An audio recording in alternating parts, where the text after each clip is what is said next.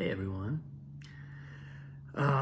So I had something come up for me this morning. I was doing Qigong, and this is a lot of times when things kind of just bubble up in my mind. And I was sort of having some thoughts following yesterday's, when I talked about in yesterday's post, sort of envisioning my next steps of life. And I was thinking about manifesting some of my dreams and thinking about what some of the specifics of that, like, I want to, let's say I'm leading a workshop with 500 participants, and I'm responsible for opening a door into people's creativity for them, or helping them to open the door, and leading them to hopefully some kind of new understanding of themselves on a deeper level. And immediately, as I start to have those images come up in my mind, there's a part of me that goes, well, I'm not worthy of that. What makes me qualified of that? Like how I'm still superficially motivated some of the time. I'm still competitively motivated. I can see myself being a lot more compassionate and present than I actually am. I'm limited. And then I started to think, well, okay, somehow that flipped into me then coaching someone who's having that problem. I didn't even do this deliberately, but I know it's a technique people use. Like, okay, so if this is the issue that's coming up, imagine yourself helping someone else with this issue. And so immediately what came through for me was, well, what if all those things are true? What if all those things are true of your ego, right? What if my ego is limited? What if my ego is unqualified? What if my ego doesn't actually know what to do in the situation? And the twist in looking at it this way is that we're not actually trying to fix the ego. The ego is always going to be like this.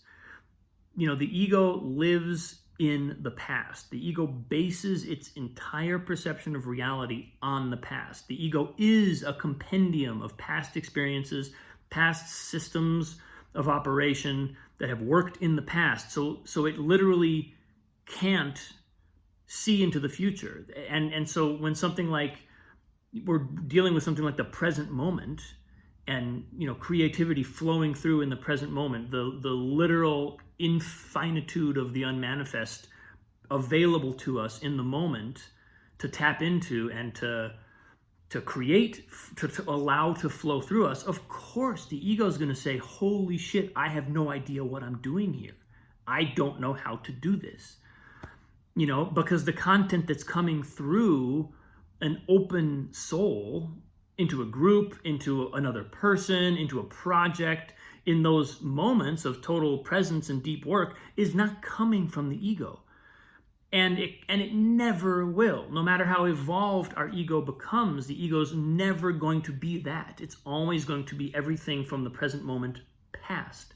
So it's always going to see itself that way. It's always going to feel like a fraud. It's always going to feel like, what if I don't have it this time? What if, that's the only thing it's going to be able to think. But that doesn't mean that I have to accept that ego's perception of its own capacities as my perception of my capacities, right? I can identify with a different voice in my psyche.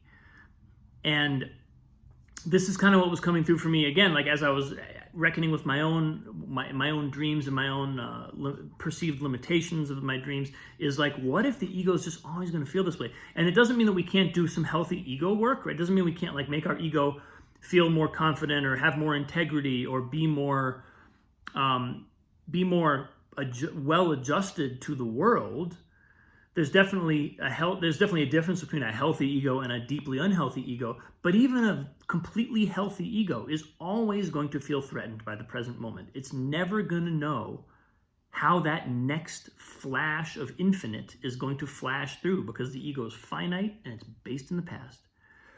So that was just sort of a thing that came to me as I was thinking about, what would I tell someone else? And of course, it was exactly what I needed to see and receive in that moment. And what I realized from that is, then you can kind of like put the ego in its proper place. You can let the ego kind of like sit down, shut up, be a spectator to this process. You're not running this show. You don't get to. You don't know what you're doing. And then the ego can sit there and it can receive the lessons and it can expand. It can be expanded by the experience. It will then have more experience of the past to catalog and to incorporate. This is where transcend and include comes from, right? If we're transcending, there's always a sense of like transcending and then including. So we're not trying to like get rid of, we're not like cutting off at the present moment and getting rid of everything we've ever been. We're building a constantly evolving, constantly expanding system of awareness. But the ego can do that as long as it's sitting there off to the side and shutting up and not trying to drive the car. And so this is kind of like flashed for me pretty vividly, because it was like, okay, well, that's really what this is all about. The ego is just always going to feel this way. And when the ego does sort of take that role and does say, okay, I'm going to expand, it has to allow it to happen. It's going to expand according to rules it didn't make. It's going to expand according to information it didn't produce. And it's always going to feel that slight threat. It's always going to not know, because there's always going to be that element of like, well, infinity is bigger than me, and I don't know how to reckon with that. I will never be secure. I will never be ultimately secure in the face of infinite possibility. And simply knowing that you can be perfectly healthy and still feel that way, I think is it's just an important lesson, because it means, if there's a point at which you can start to identify, like if the ego is not threatened, then you're probably standing still. We're probably not reaching beyond the boundaries of the ego enough to actually put it on the edge of its seat and make it go, whoa, okay. Like, I think we can actually get to a point where our ego is like, will obey us. But we want to make sure that we're always reaching somewhat beyond it and going for something that the ego doesn't already know, because otherwise we're just, we're kind of circling a known pattern. And B, just recognizing that it's always going to feel that way. If genuine transcendence is on the table, the ego is going to be on guard. So yeah, that's what came through for me today, in sort of witnessing my own dreams erupting through me, and then the clamping down that happened, and then kind of looking at all that, looking at the mechanics of that, how that works, and what was there. So that's what I got today, folks. Thanks so much. I love that you guys listen. It's awesome to have this, to have people watching these videos and commenting and giving me feedback. It's super cool. Have an awesome day. Love you all. See you very soon.